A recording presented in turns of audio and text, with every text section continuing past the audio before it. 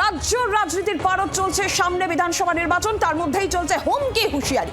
এবার গোসাবায় প্রতিষ্ঠা দিবসের মঞ্চে দাঁড়িয়ে শুভেন্দু অধিকারী এবং হুমায়ুন কবিরকে গাছের গায়ে বেঁধে ঝাঁটা পেটার হুঁশিয়ারি দিলেন তৃণমূল নেতা।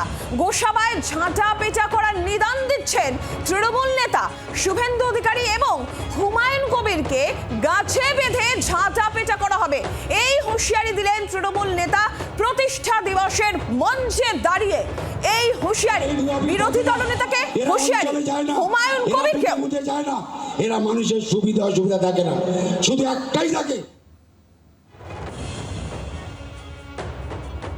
তৃণমূল কংগ্রেসের প্রতিষ্ঠা দিবস এবং সেই প্রতিষ্ঠা দিবসের মঞ্চে গোসাবা ব্লকের তৃণমূল কংগ্রেসের কার্যকরী সভাপতি, গোসাবা ব্লকের তৃণমূল কংগ্রেসের সাধারণ সম্পাদক সহ একাধিক নেতৃত্ব উপস্থিত ছিলেন এবং সেখানে এই হুঁশিয়ারি দিলেন ওই তৃণমূল নেতা। প্রসেনজিৎ মালাকার রয়েছেন আমাদের সঙ্গে এই মুহূর্তে, প্রসেনজিৎ সর্দার রয়েছেন আমাদের সঙ্গে এই মুহূর্তে টেলিফোন লাইনে। প্রসেনজিৎ, কি জানতে পারা যাচ্ছে?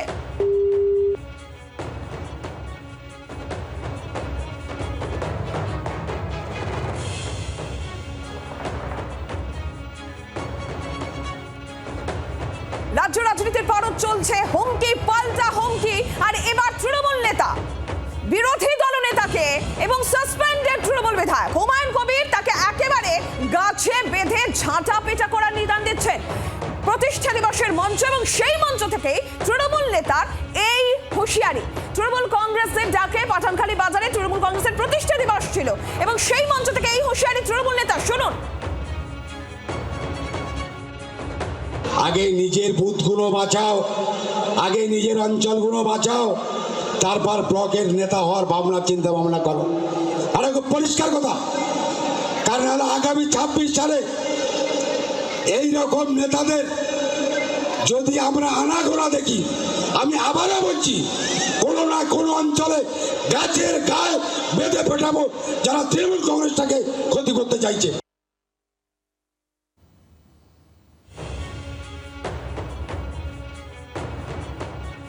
প্রসেনজিৎ সর্দার রয়েছেন আমাদের সঙ্গে এই মুহূর্তে টেলিফোন লাইনে। প্রসেনজিৎ, একদিকে হুঁশিয়ারি, এই তৃণমূল নেতা একদম হুঁশিয়ারি দিচ্ছেন, তার মধ্যেই তৃণমূলের অন্তর্দ্বন্দ্ব প্রকাশ্যে আসছে।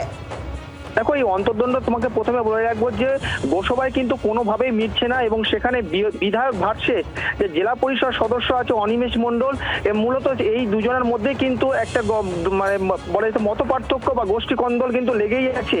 তার মধ্যেই যে এই যে ঝোড়ো ঢালি পরিষ্কার, তিনি কিন্তু একটা প্রতিষ্ঠা দিবসের মঞ্চে তিনি বলছেন যে গোসাবায় সেখানে যদি বিজেপির নেতৃত্বরা আছে তাদেরকে গাছের গায়ে বেঁধে পেটানোর নিদান দিয়েছেন কিন্তু এই কার্যকরী সভাপতি এবং এই নিয়ে কিন্তু চাঞ্চল্য ছড়িয়েছে। বিজেপিও কটাক্ষ করতে ছাড়িনি, কিন্তু এই যে রাজনৈতিকভাবে যে 2026-এর ভোট সামনে, তারপরে কিন্তু এরকম তৃণমূল নেতৃত্বদের মুখে এরকম ভাবে কি যে প্রকাশ্য মঞ্চ থেকে একটা হুমকি, সেখানে কিন্তু তৃণমূলের মধ্যে যেমন গোষ্ঠী কন্দল আছে, পাশাপাশি যারা বিরোধীরা করে তারাও কিন্তু একটা ভয় বা আতঙ্কের মধ্যে আছে। কেননা তুমি জানো যে গোসাবা একটা প্রত্যন্ত একটা সুন্দরবনের একটা দ্বীপ, সেখানে যে রাজনৈতিকভাবে যে সবসময়ের জন্য একটা যে গন্ডগোল লেগেই আছে, তারপরে কিন্তু সাধারণ মানুষ একটা ভয় বা আতঙ্কের মধ্যে আছে এবং বারে বারে কিন্তু এই যে জায়গাটা যেটা প্রকাশ্য মঞ্চ থেকে বলছে যে বিজেপিকে গাছে বেঁধে পেটানোর নিদান দিয়েছে, এটাই কিন্তু একটা রাজনৈতিকভাবে চাঞ্চল্য ছড়িয়েছে। তাই নিয়ে কিন্তু বিজেপির তরফ থেকে জানানো হয়েছে যে ঝোড়ো ঢালি প্রকাশ্য মঞ্চ থেকে যেভাবে আক্রমণ করেছে বিরোধীদের, বিশেষ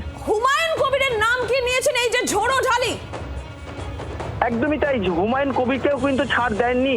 কেন, তিনি জানিয়েছেন যে বিজেপির সাথে এক সময় ছিলেন, এখন তিনি বাবরি মসজিদ করছেন, আবার তিনি বড় বড় কথা বলছেন শাসক দলের বিরুদ্ধে, বিশেষ করে তৃণমূল মুখ্যমন্ত্রীর বিরুদ্ধে একাধিক মন্তব্য কিন্তু তিনি করেছেন এবং তাকেও কিন্তু এই যে এখানে গোসাবায় সেখানে যদি মিছিল করতে আসে বা শুভেন্দু অধিকারীর মতো যারা বিরোধী দলনেতা বা শুভেন্দু অধিকারী আসেন, সেখানেও কিন্তু গাছে বেঁধে পেটানোর কিন্তু নিদান দিয়েছেন এবং এই নিয়ে কিন্তু এই যে কার্যকরী সভাপতি তার এই আক্রমণের কিন্তু মধ্যে গোসাবায় একটা রাজনৈতিকভাবে চাঞ্চল্য ছড়িয়েছে।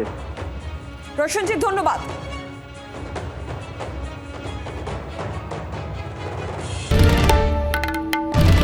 বাংলার আওয়াজ, বাঙালির আবেগ, জি 24 ঘন্টা।